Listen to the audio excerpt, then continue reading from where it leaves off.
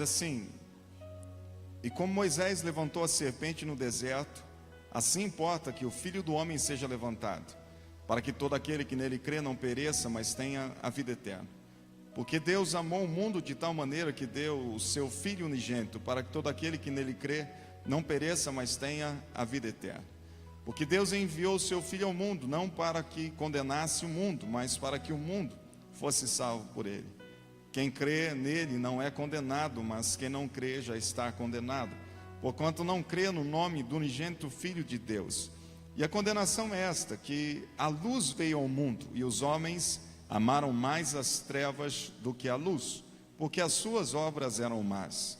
Porque todo aquele que faz o mal aborrece a luz, e não vem para a luz, para que as suas obras não sejam reprovadas. Mas quem pratica a verdade vem para a luz, a fim de que as suas obras sejam manifestas, porque são feitas em Deus. Todos digam amém. Quero que você feche os olhos, diga comigo: querido amigo Espírito Santo, ajuda-me a compreender a vontade do Pai para a minha vida nesta noite. Eu te peço, eu creio e eu te agradeço. Todos digam amém. Diga: Deus é bom. Você já parou para pensar na criação? Você já parou para pensar quando Deus criou todas as coisas? Você já parou para refletir nisso? Já parou para refletir o que estava no coração dele quando ele criou o homem e a mulher? Você já ouviu falar do Deus provedor? Quando eu olho para o início de todas as coisas e vejo Deus então construindo, Ele prepara todo o ambiente bonito,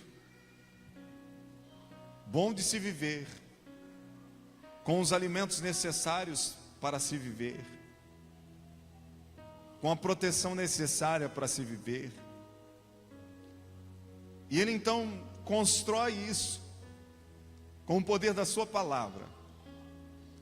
Consegue imaginar essa situação? A Edilane até falava algo para mim hoje. Ele falou e as coisas apareciam. Falava e aparecia. Falava e aparecia. Olha que tremendo. Criou todas as coisas com o poder da sua palavra. E assim foram feitas todas as coisas. E aí Deus olha para aquele lugar lindo, maravilhoso que Ele havia criado, porque Ele vai criando, Ele vai dizendo assim. Cada dia que Ele terminava de criar, Ele dizia que tinha sido bom. E Deus olhava para tudo e dizia que era bom o que Ele havia criado. E aí Deus então cria o homem. E aí nesse lugar maravilhoso que Ele criou, Ele coloca o homem e a mulher para viver. Ele constrói o homem com as suas próprias mãos, assopra sobre o homem o fôlego da vida. E aí, do lado do homem, Deus dá um sono para Adão, e ele então vai lá, pega um pedaço da sua costela, né? Alguns dizem que é a costela do seu lado, e ele então faz a mulher. Saiu dele para viver com ele. Então o que ele tinha como parceira, ela aquilo que era dele. E é tão tremendo pensar nisso, que Deus então prepara um ambiente maravilhoso, que todos nós diríamos assim: eu quero morar neste lugar, onde não tem perigo algum, onde não há insegurança, onde não há dor, tristeza, amargura, angústia, não havia nada disso. Em um relacionamento íntimo, próximo com Deus. Adão e Eva se reuniam com o Pai todos os dias, final da tarde, estava lá o Pai para conversar com eles. Adão, Eva, tudo bem com vocês? Como é que vocês passaram o dia? E eles todos felizes, compartilhavam então da sua experiência de estar vivendo, estar conhecendo as coisas. Adão dando nome para os bichos, dando nome para isso, para aquilo, enfim. Deus confiou aquele ambiente nas mãos dos dois, onde eles cuidavam e cuidavam com prazer. E aí então, diante de toda essa atmosfera que Deus havia criado, onde Ele primeiro provê tudo e depois Ele coloca o homem, para que o homem não tivesse necessidade de nada. É interessante pensar que a hora que Deus faz Adão, e ele percebe então que faltava alguma coisa, ele faz a mulher. Não é bom que o homem viva só, ele faz a mulher. É tão profundo pensar nisso, porque o Deus provedor faz tudo, e de repente então ele faz o homem, coloca o homem lá, ele olha para o homem e diz: você não vai dar certo sozinho, vou colocar alguém que te ajuda a pensar. E aí então ele faz a mulher. Então você vê que a hora que ele vê que falta alguma coisa, o que ele faz? Ele constrói a mulher.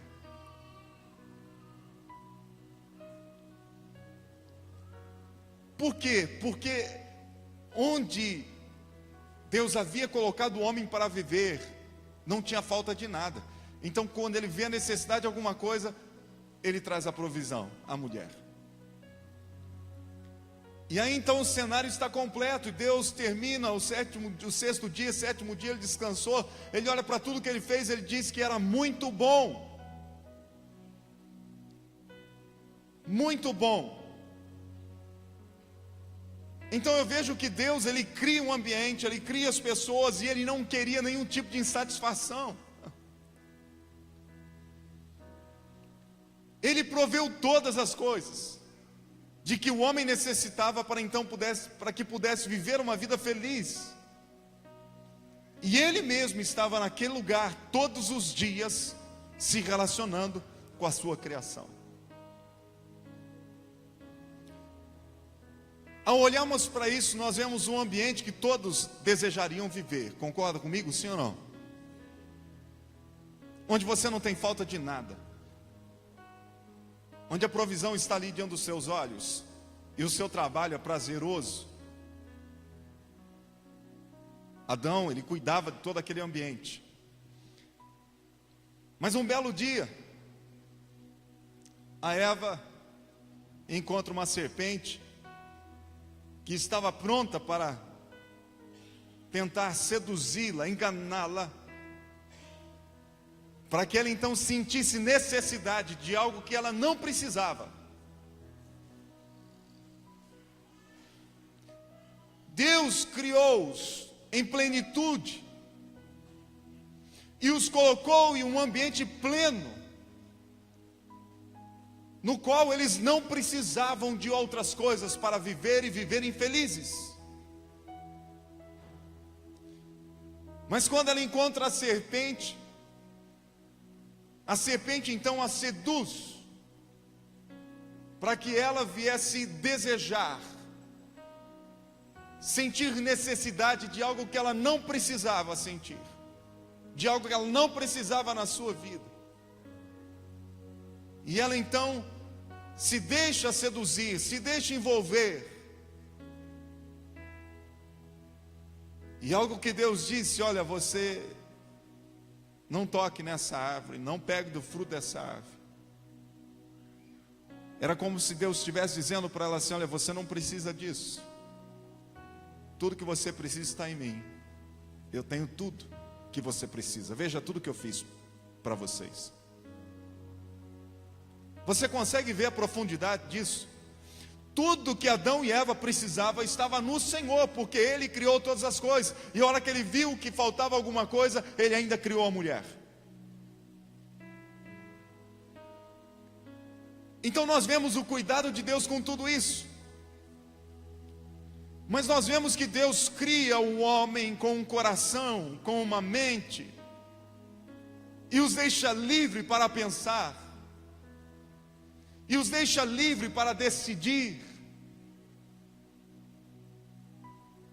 Porque se Deus assim criasse pessoas que fossem como robôs, tivessem um programinha, ó, nunca vai falhar, nunca vai ter que escolher nada, porque eu já escolhi tudo, eu programei você para isso.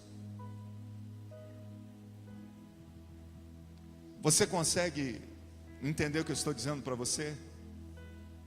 Deus criou pessoas para Ele amar e ensiná-las o que é amor, para que elas pudessem amá-lo de livre e espontânea vontade.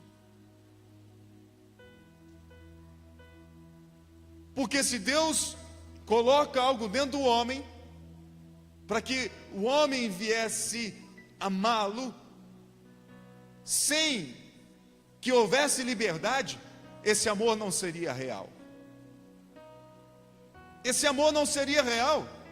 Você consegue pensar nisso? Não seria real. Se eu crio os meus filhos sem liberdade de expressar o amor pela minha vida, não é real. Eles vão olhar para mim como um robozinho que diz: eu te amo, papai. Eu te amo, papai. Eu te amo, papai. Eu te amo, papai. Imagine você com um filho assim. Você aperta o botãozinho: filho, você ama o papai? Eu te amo, papai. Você quer ter um filho assim? No qual você olha para ele e sabe que você foi quem colocou dentro dele isso, e que ele então iria amá-lo porque você colocou dentro dele o desejo de amar você, e não de conhecer o que é o amor, para que ele voluntariamente pudesse então expressar esse amor. Viemos de Deus. Então Deus faz o homem com essa liberdade de escolher, de pensar e agir, de provar das coisas, e escolher: isso é bom, isso não é.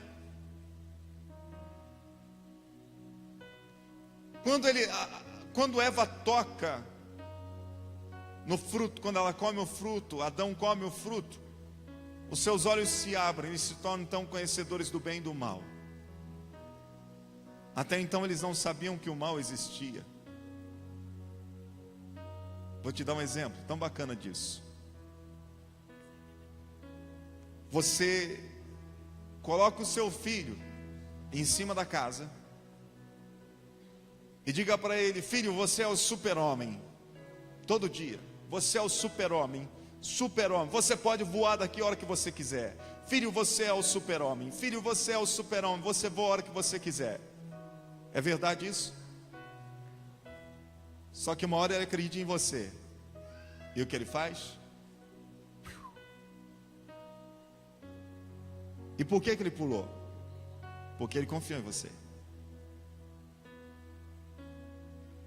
Mas ele morreu. Deus coloca a árvore lá, e ele esperaria que o homem fizesse o quê? Confiasse nele. Olha, isso não vai te fazer bem, você vai morrer quando você comer. Então você coloca o seu filho lá em cima e diz assim: filho, está vendo? Se você pular daqui, você morre. Mas ele não acredita muito em você. Ele quer ter a experiência dele. E ele é livre para isso. E aí, você pode até protegê-lo quando está junto, mas na hora que estiver sozinho, ele vai pular. Porque ele não confiou em você. Ele achou que não acontece. Você está me entendendo? Então eu vejo Deus criando o homem, colocando no homem essa liberdade, e permitindo que o homem fizesse as suas escolhas. Eu confio nele, foi ele que me criou, foi ele que me fez, foi ele, eu posso confiar nele, eu vou confiar nele. E a primeira coisa que a serpente chega a falar, e então Eva diz para a serpente: olha, não é assim que Deus falou, mas Deus disse isso, isso. Aí a serpente diz assim: ó, não é bem assim. E então a serpente começa a torcer aquilo que Deus havia falado. E aí então existe o poder de escolher: eu vou confiar em Deus que me fez e criou tudo isso para mim, ou eu vou acreditar na serpente, que ela está me falando, então eu vou tomar disso porque eu acredito que eu preciso disso. Você está aí? E o que ela fez? Comeu. Adão comeu. E o que aconteceu? Foram amaldiçoados. A morte se estabelece, o homem se distancia de Deus, Eles saem do jardim, Deus coloca guarda sobre esse jardim para que não fosse encontrado mais as suas portas. Então Adão e Eva passam a viver em um local que, veja bem, um local que não era tão agradável como Deus havia criado o jardim para eles viverem. E aí que começa a história de dor e sofrimento da humanidade. Pessoas que tiveram um lugar maravilhoso, mas que por não confiarem naquele que os criou, eles então não foram encontrados dignos de viverem naquele ambiente que lhes foi confiado. Então eles perderam, você entende? Olhe para cá, eles perderam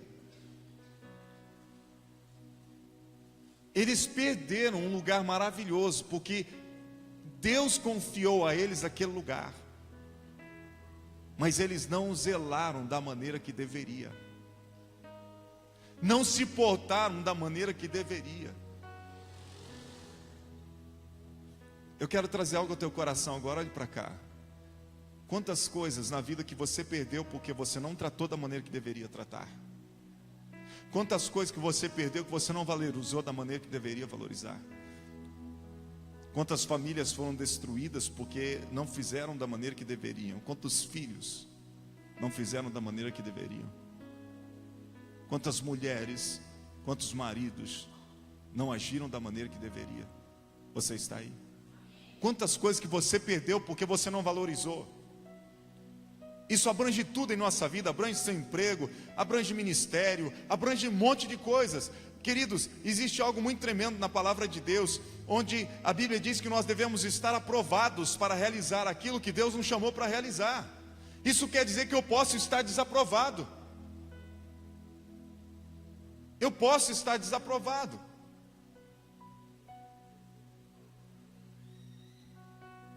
Você consegue entender isso, sim ou não? Tem gente aí?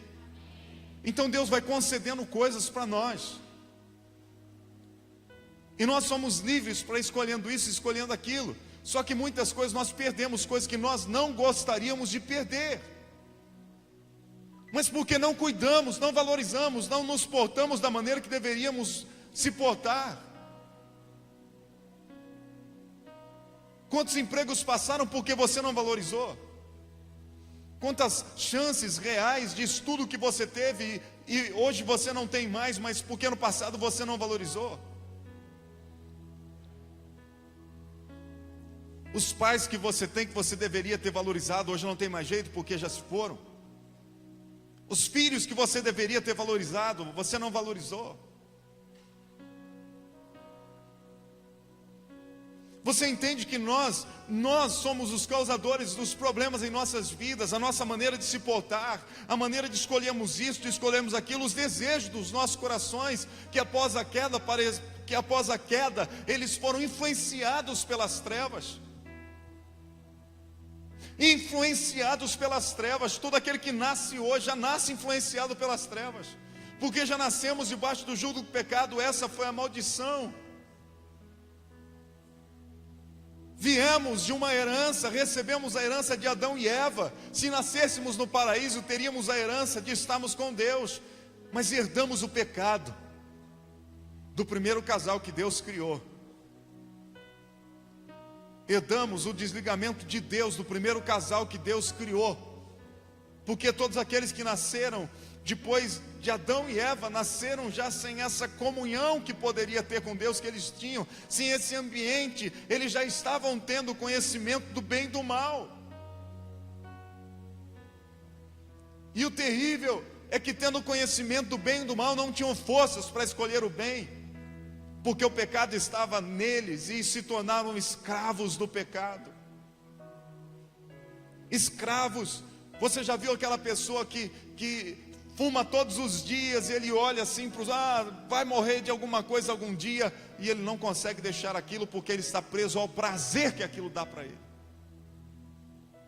Escravo do seu próprio prazer, escravo dos seus próprios sentimentos. dominados pelos seus próprios anseios e desejos.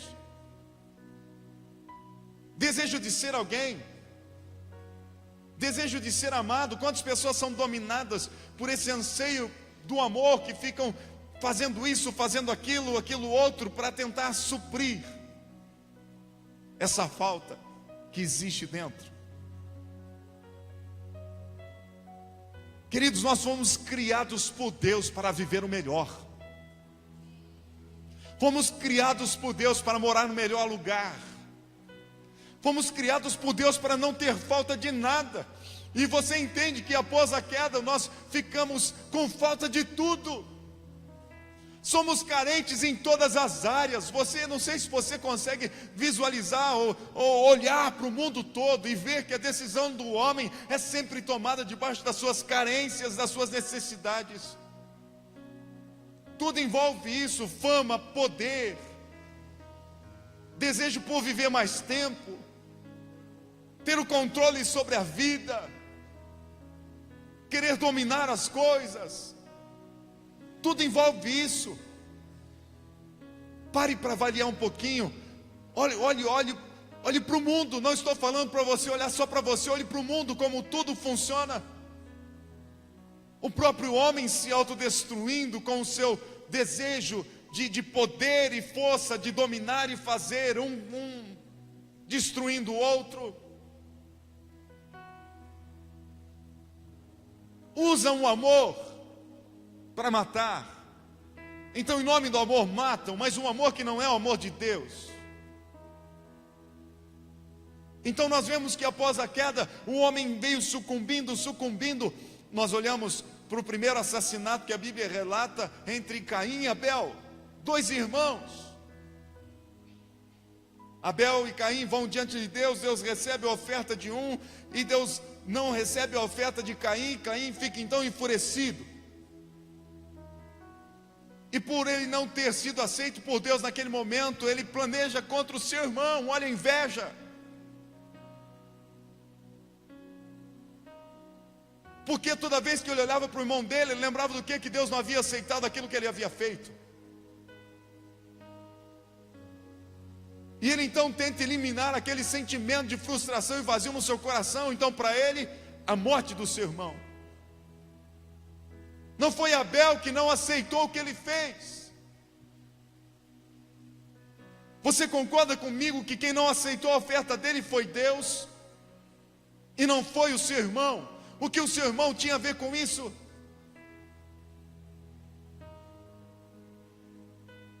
Veja se a maioria dos nossos problemas não estão relacionados a outras pessoas, a maneira que os outros fazem, porque não é do nosso jeito, não é do jeito que nós gostaríamos. Nós vemos filhos saindo da casa dos pais, nós vemos casamentos que são diluídos porque a maioria deles, irmãos, não concordo com isso que você faz, não concordo com o outro que você faz. Olha a maneira que você me trata, olha a maneira que... Você consegue entender? Não estamos falando de traição, estamos falando de pequenos atos que vão minguando.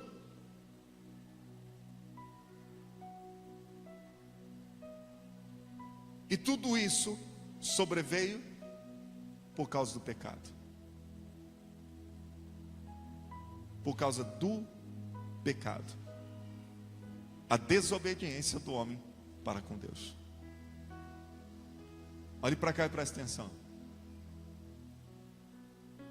Nós gostaríamos de ser plenos, não se preocupar com nada, estar em um lugar onde existe tudo o que precisamos. É isso que almeja o nosso coração, ou não é? Vamos pensar um pouquinho aqui. Você trabalha e quer um trabalho melhor por causa do quê? Não é? Porque isso vai te proporcionar o quê?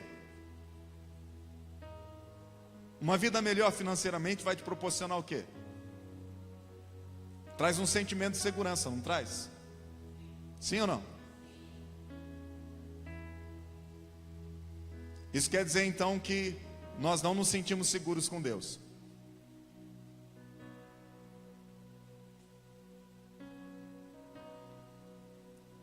permite um conforto melhor. Quando você olha para o amanhã dos seus filhos, você vai pensar o quê? Ah, vou colocar meu filho numa faculdade, eu vou fazer isso, eu vou fazer aquilo. Não é assim? É uma sensação então de domínio diante daquilo que está diante de você, onde você quer viver a segurança de poder dar o melhor para o seu filho. Porque o pensamento é de impedir que o teu filho sofra, sim ou não? Não queremos que ele sofra, é verdade ou não é? Então, quando passamos a avaliar os nossos próprios sentimentos, como agimos, o porquê agimos, nós estamos colocando a nossa segurança, a nossa dependência em coisas que passam da noite para o dia, correm pelos vãos do dedo sem podermos pegar. Porque pensar que o dinheiro traz segurança é tolice.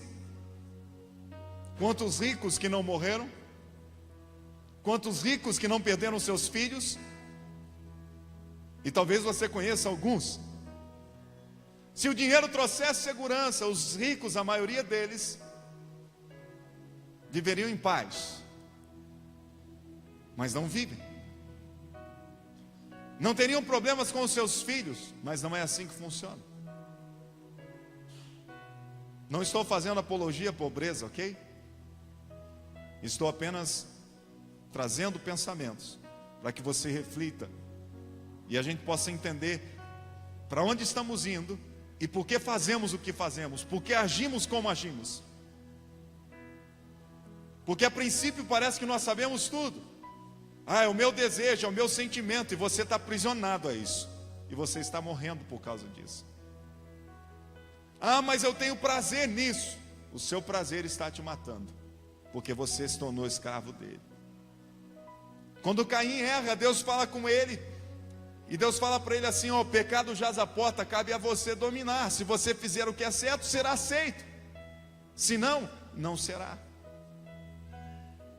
Só que a maioria das pessoas querem viver o prazer, acreditando que o viver o prazer da sua carne os farão felizes.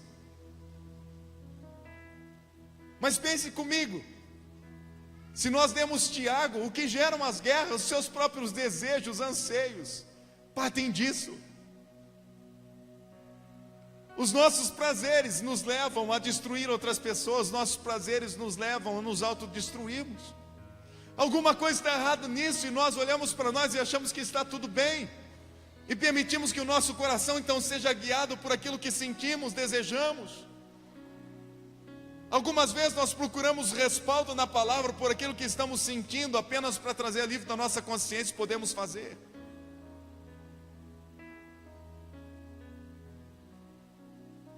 O pecado, ele continua ativo na vida do homem,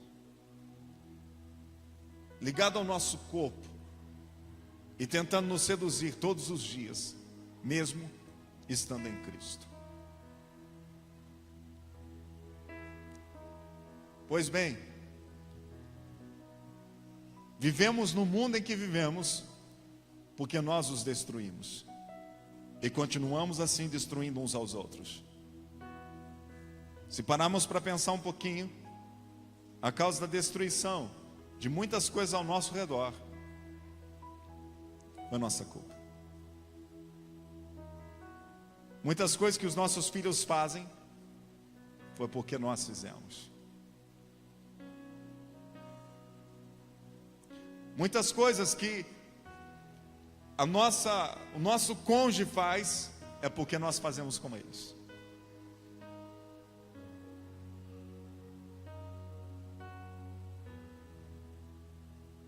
Pense nisso.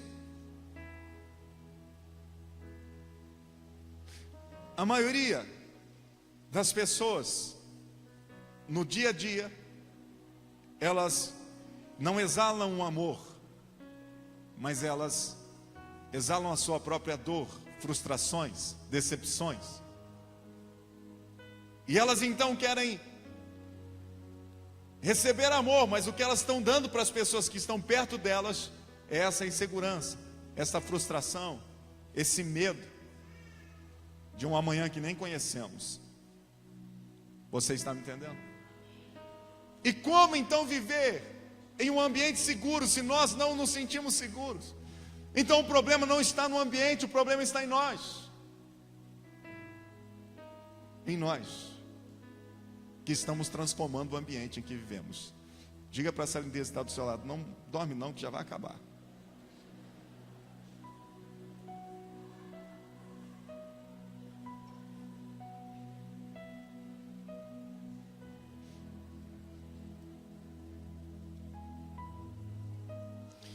Diga para ele assim, ó, a esperança para você.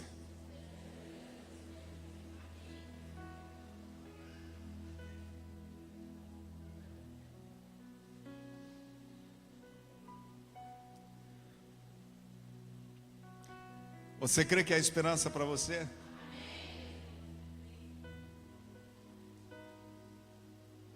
Como se sentir seguro então num ambiente como esse?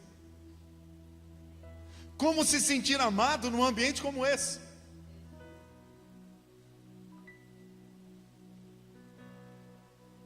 Onde está a minha segurança, a sua segurança?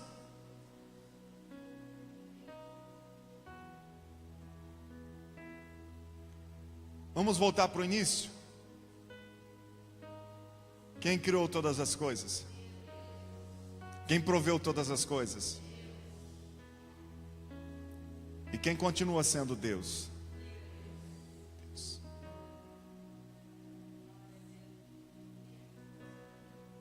Nós estamos dependendo de quem?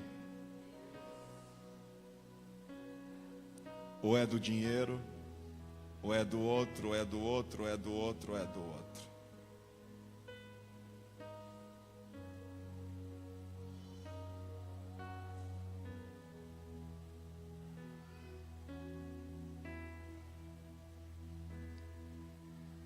Diga assim: Deus continua sendo o provedor. Diga para o seu irmão assim: Ele quer você de volta no Éden.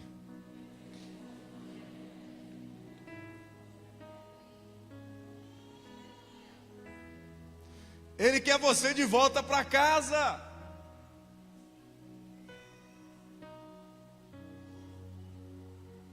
Pergunta para o seu irmão assim: você quer voltar para a casa do Pai?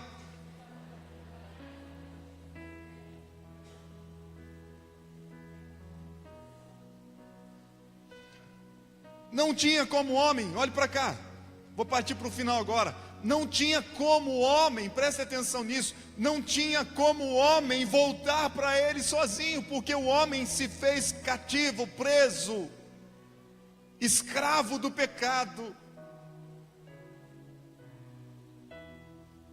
O homem se tornou dominado pelo pecado.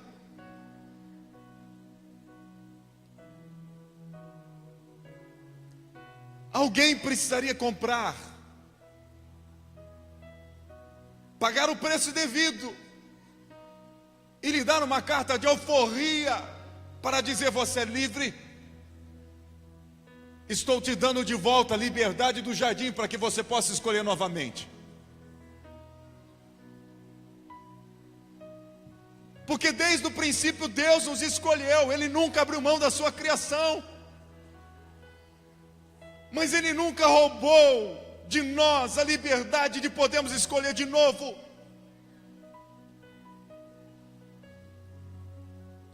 Então Ele provê o sacrifício, o preço, a nota,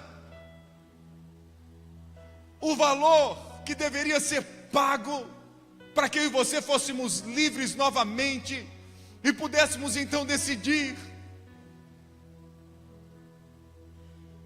Escolhemos confiar nele, obedecê-lo, ou vamos continuar permitindo que a serpente venha nos seduzir? O apóstolo Paulo disse à igreja aos Coríntios, dizendo para elas: eu temo que assim como a serpente seduziu Eva, seduza vocês. Foi para a igreja que ele escreveu isso,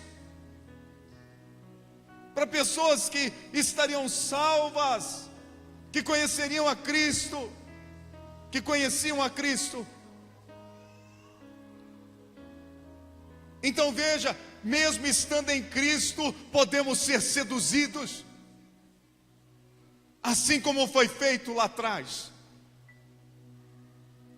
Deus proveu o sacrifício porque Ele é o provedor. Então Ele proveu por meio do seu único Filho, como nós lemos. Então Ele expressou o seu amor. Veja, Deus amou o mundo de tal maneira que deu o seu Filho unigênito, para que todo aquele que nele crê não pereça, mas tenha a vida eterna. Veja bem, Ele traz de novo aquilo que eu e você precisávamos, para então morar eternamente com Ele. Vencer a morte. Por um entrou a morte, por outro a morte foi abolida. Porque em Cristo, quando se morre, não é morte, é vida. Por isso não tememos a morte. Onde está a morte, os seus agrilhões? Não tem mais poder. A morte foi vencida pelo nosso Cristo ressurreto, através da cruz do Calvário. A morte foi vencida, o pecado foi vencido, porque em si o homem não poderia fazer, mas aquele que não tinha pecado nenhum, ele nasce então através da Virgem Maria, cumpre o seu chamado, mas também na liberdade de poder decidir se queria até o final ou não. No jardim do Getsemane, Jesus tem um momento decisivo da sua vida, ou do seu chamado aqui nessa terra, e ele ali, em gotas de sangue, angustiado, ele ora dizendo: Pai, se possível passe este cálice de mim, todavia seja feita a sua vontade, não a minha. Ele sabia que a princípio ia doer, mas ele sabia que no final havia vitória, que poderia abrir o caminho para você, para mim, para nossa família e por aqueles que estão vivos sobre essa terra. Ele, o acesso ao Pai: eu sou o caminho, a verdade e a vida, ninguém vem ao Pai se não for por mim. Não há outro meio de chegar até Deus, não há outro meio de chegar até a eternidade, não há outro meio de voltar para casa, se não for Cristo Jesus, o nosso Senhor, o Cristo crucificado. Não existe outro caminho, e qualquer outra religião que te apresente qualquer outra coisa, ele pode te enganar, mas não conduzirá você à eternidade com o Pai, porque Jesus é o único caminho. Jesus é o único caminho que nos leva para casa. Glória a Deus.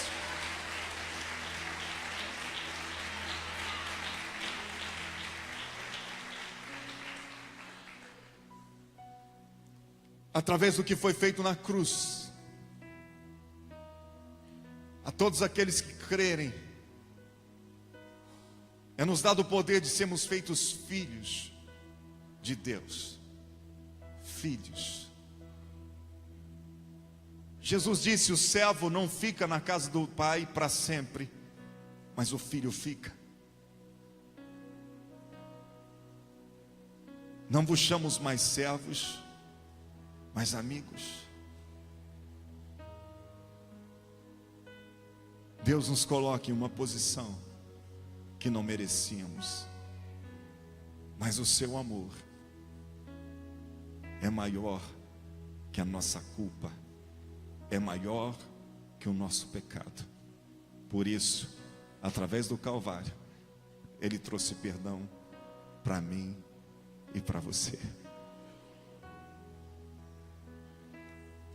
Jesus é a provisão do Pai para as nossas vidas. O apóstolo Paulo disse assim: o meu Deus suprirá todas as vossas necessidades em Cristo Jesus. Jesus é a provisão de Deus para mim e para você. Que provisão é essa, querido? A provisão do amor que você precisa, a provisão do cuidado que você precisa, a provisão do socorro que você precisa em todas as áreas da sua vida, a provisão do alimento que você precisa. Leia Mateus, se não me engano, capítulo 6. Buscar em primeiro lugar o reino de Deus, e as demais coisas serão acrescentadas. Deus está dizendo: eu sou o seu provedor. Eu darei o que comer, eu darei o que vestir. Olhe para os passos, olhe para os lírios do campo. Olha como eles comem, eles não trabalham por isso. Olha como eles se vestem e não fazem nada por isso. Quanto mais vocês, homens de pequena fé, disse Jesus.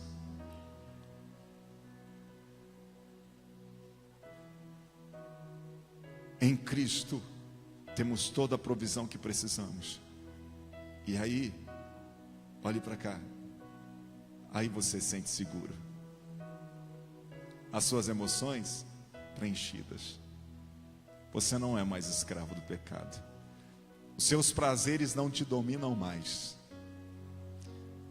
Porque o Espírito de Deus vem habitar sobre a vida, na vida de todos aqueles que creem que o sacrifício do Calvário é suficiente para que haja perdão e a vida eterna sobre nós. A provisão de Deus. Pastor, mas eu não sinto essa provisão. Você precisa conhecê-lo de uma maneira que você ainda não conhece. Pastor, mas eu não sinto esse cuidado. Você precisa conhecê-lo de uma maneira que você ainda não conhece. Pastor, eu não me sinto protegido por Ele. Você precisa conhecê-lo como Ele realmente é.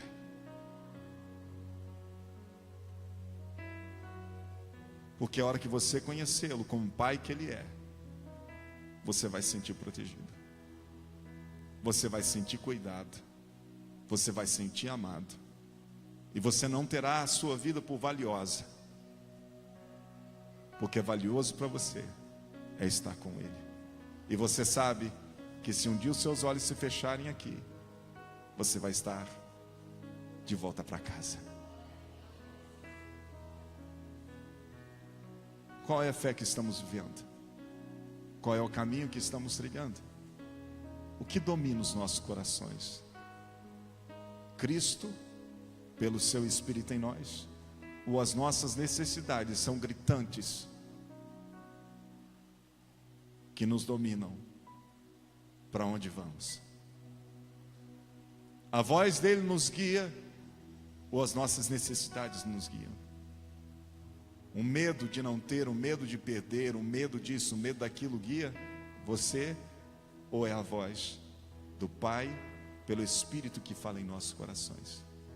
O que guia as nossas vidas? Qual é o nosso foco de vida? Nessa noite, nós temos a ceia, onde nós devemos participar. Ele disse que nós deveríamos participar desse momento até o dia que Ele voltasse para nos buscar. Diga para